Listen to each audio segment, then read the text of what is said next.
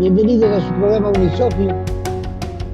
Suscríbanse, den like si es que les gusta, para que nosotros podamos promoverlo un poquito más. Más bien YouTube lo promueve un poquito más si ustedes nos apoyan.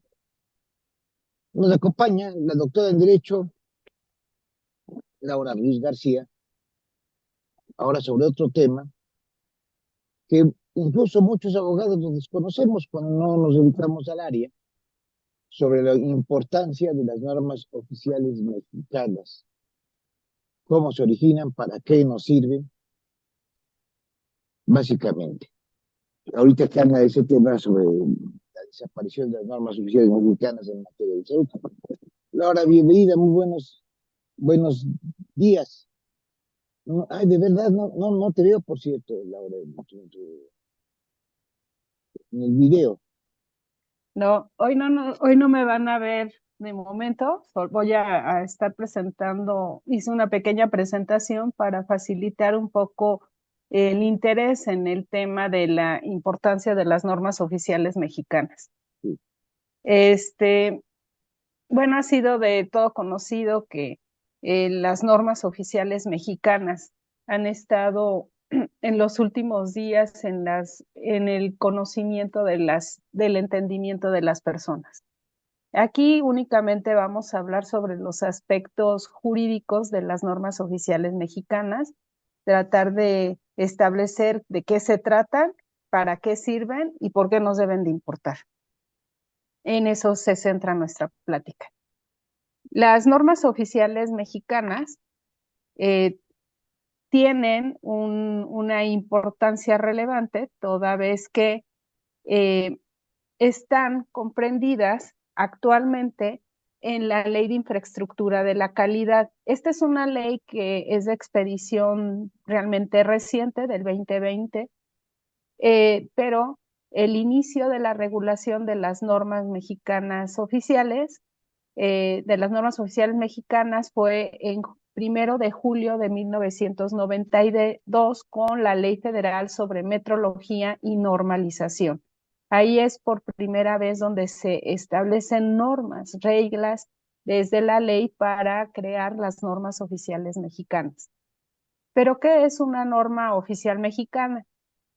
La Ley de Infraestructura de la Calidad nos dice en su artículo 4, fracción 16, que es una regulación técnica de observancia obligatoria expedida por autoridades normalizadoras competentes, cuyo fin esencial es el fomento de la calidad para el desarrollo económico y protección de los objetivos legítimos de interés público previstos en la ley.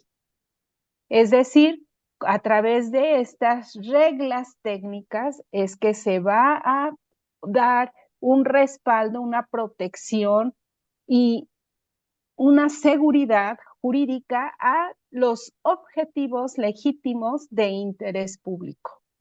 Es decir, no es cualquier cosa, objetivos legítimos de interés público. ¿Qué permiten o para qué sirven estas normas oficiales? Permiten identificar el qué, por qué, con qué, cómo, cuándo, dónde y para qué de un bien o servicio. Da certeza con respecto a los procesos y herramientas que se deben aplicar para la prestación de un servicio. Propicia la calidad y mejora en los servicios contratados. Genera condiciones de seguridad, protección para las personas receptoras de un servicio. Las normas brindan seguridad jurídica y su eficacia ante reclamos por un servicio deficiente, y las normas oficiales elevan la competitividad y calidad en el mercado interno y en el internacional. Quiero hacer la aclaración de que las normas oficiales mexicanas tienen una aplicación dentro de todo el territorio nacional. No son de competencia estatal, sino federal. Pero existen también normas oficiales internacionales.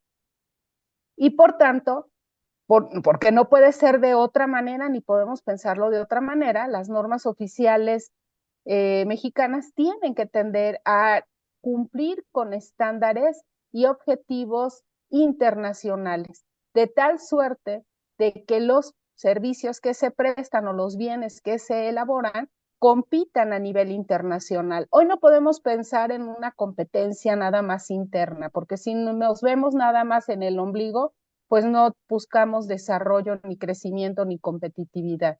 Esto tiene que ser buscado a nivel internacional. Entonces, estas son las ventajas de para qué sirven las normas oficiales mexicanas. ¿Y quién es la autoridad normalizadora? Bueno, en términos de la Ley de Infraestructura de la Calidad, son las dependencias o entidades competentes de la Administración Pública Federal que tengan atribuciones o facultades expresas para realizar actividades de normalización y estandarización. O sea, las normas oficiales sí son aprobadas por la autoridad, hay una autoridad que se considera normalizadora dependiendo del rubro o del ámbito de competencia, ¿no? Puede ser sector económico, pero la producción de bienes, por ejemplo, tan importante es una norma oficial que debe de comprender cómo debe de estar o qué elementos deben de comprender las bolsas, por ejemplo, de protección de los vehículos. Es tan importante como eso, o tan importante como saber qué debe de tener o cómo deben de estar compuestos los chalecos de seguridad para las personas que trabajan en áreas de seguridad. Y tan elemental como saber cuáles son los procesos de esterilización de los equipos médicos. O sea, tan importante como eso. Los 3 ejemplos que les he dado, pues tienen que ver con la protección a la vida.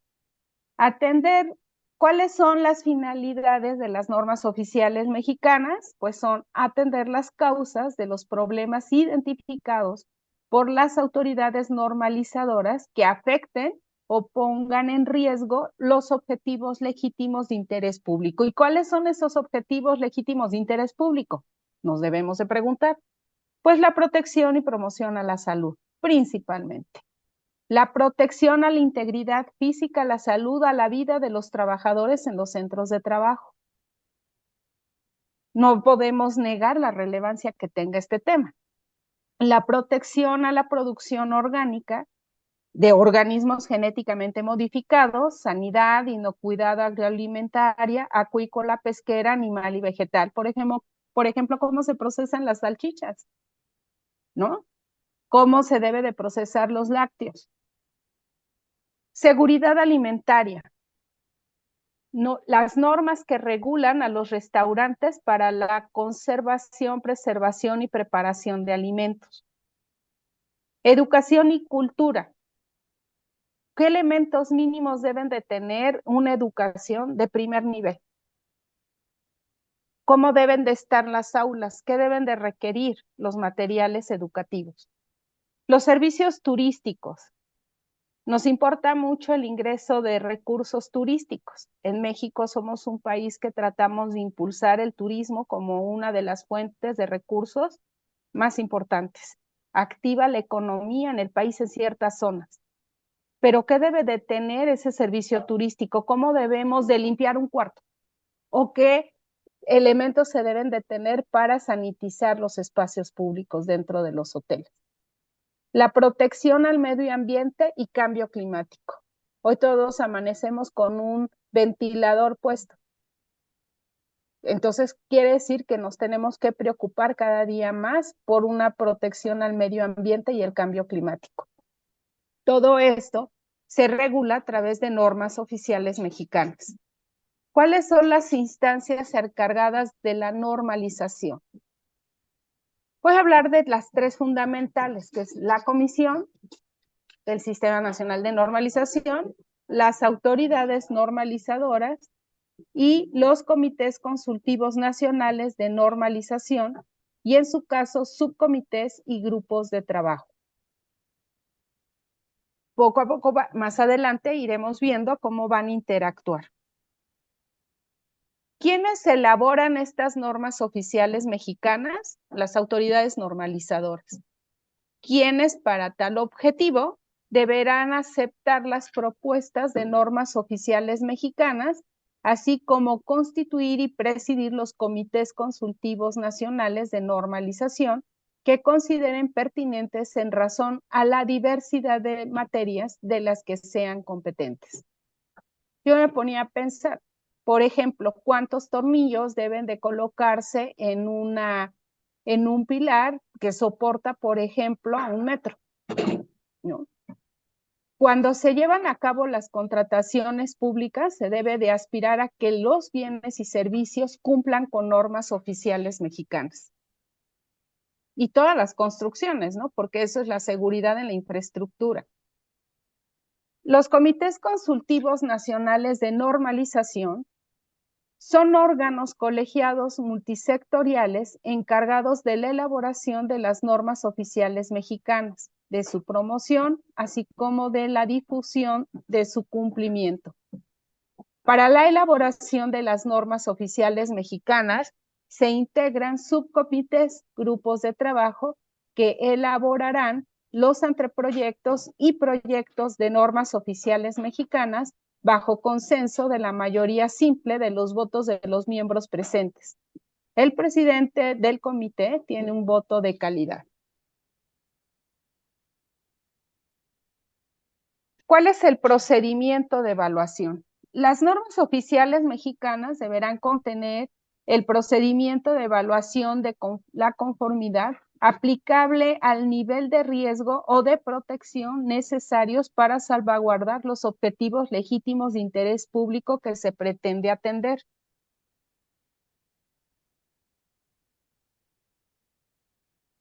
Se deberán revisar al menos cada 5 años posteriores a su publicación en el Diario Oficial de la Federación o de su última modificación, pasados por un proceso sistemático de revisión. El resultado deberá informarse al Secretariado Ejecutivo de la Comisión con los resultados de la misma dentro de los 60 días posteriores a la terminación del periodo quinquenal correspondiente. Es decir, una norma oficial se publica, pasa todo un procedimiento que es el que vamos a ver, pero además cada 5 años debe de ser revisada, por lo menos cada 5 años. Esta se elabora, es una presentación, una elaboración o aceptación de la propuesta por la autoridad normalizadora.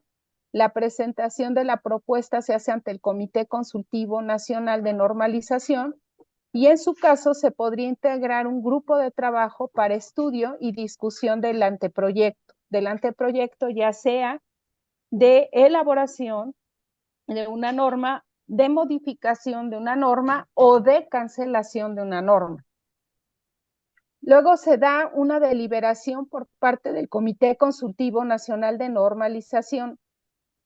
La publicación se va a hacer una vez que de esta deliberación se llega a un consenso del acuerdo de esos contenidos o de esas determinaciones.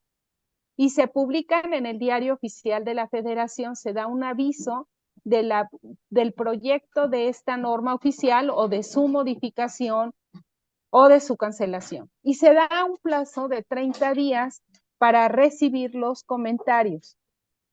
Esto permitirá que el foro, es decir, toda la población que tenga interés, pero además el conocimiento técnico, científico, las herramientas del conocimiento propias para aportar, presenten propuestas que se puedan incluir dentro de estas normas.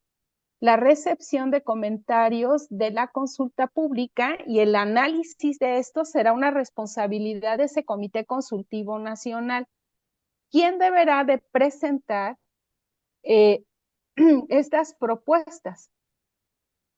Puede ser que ese grupo de trabajo que formó el comité consultivo haga el análisis y la presente al comité, o el comité lo haya hecho de manera directa si no existía un grupo de trabajo. Generalmente se da la existencia del grupo de trabajo y presenta ante el comité sus resultados. Luego se da la notificación de la resolución. Y en caso de que se hayan aprobado todas las propuestas, la inclusión, las modificaciones que se hayan propuesto en ese periodo de 30 días, pues se incluyen en esas normas. y esto se publica en el Diario Oficial de la Federación, que es el acto que le da obligatoriedad a todos los actores que participan o que inciden en el tema de normalización. De la cancelación de las normas oficiales mexicanas. En lo general, deben de llevar ese mismo proceso como de elaboración o de modificación, como ya se los comenté, pero puede haber algunos supuestos que se den de excepción. ¿Y cuáles son? Cuando el informe que contenga el resultado de la revisión sistemática que se haya realizado una norma oficial proponga su cancelación, es decir, si ya se ha revisado en otros momentos esta norma y los resultados nos llevan a proponer una cancelación, pues les quiere decir que este es conveniente. Cuando la autoridad normalizadora correspondiente que haya expedido la norma oficial se quede sin facultades en la materia, sin que éstas hayan sido asumidas por otra autoridad normalizadora. Pero para que la cancelación surta efectos debe de ser publicada en el Diario Oficial de la Federación. ¿Por qué debemos exigir la aplicación de normas oficiales en la prestación de los servicios de salud? Para eliminar riesgos para los usuarios del servicio, delimitar los niveles de responsabilidad que permiten acceder a los servicios de calidad, sanidad, armonización y competencia. Implica una atención que será siempre de calidad. Al sector médico le permite acceder a niveles de estandarización universal. Permite a los usuarios y al prestador de servicios tener certeza y seguridad jurídica. Para el usuario se genera una cultura de empoderamiento ante el prestador del servicio. Fomenta el desarrollo tecnológico, científico y económico. Permite que el servicio del sector salud compita a niveles de los países con mejor seguridad sanitaria. Genera competitividad en la atención médica y coloca a los profesionales de la salud en niveles competitivos con los de países del primer mundo.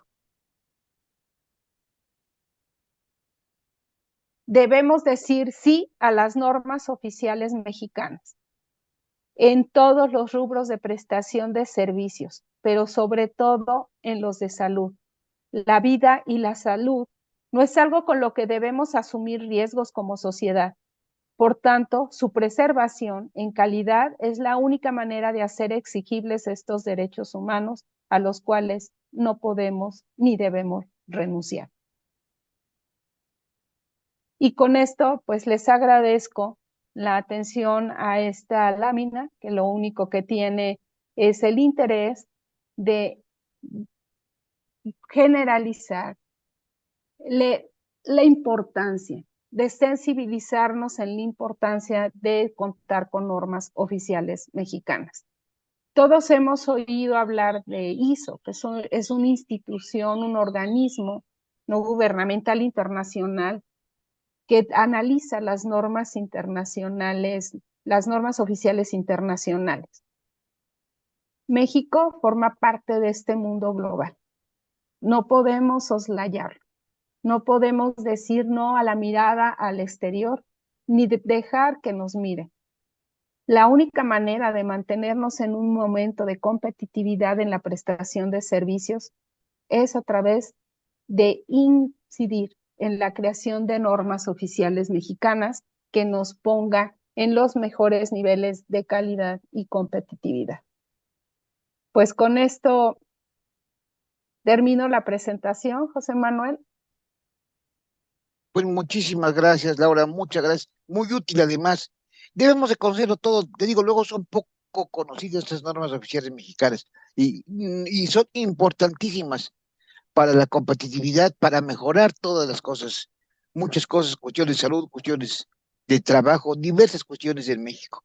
Muchas gracias por esta presentación tan importante y pues nos vemos la próxima semana. Nos despedimos, gracias, suscríbanse Muy y hasta buenos luego. días, feliz domingo. Gracias. Hasta luego.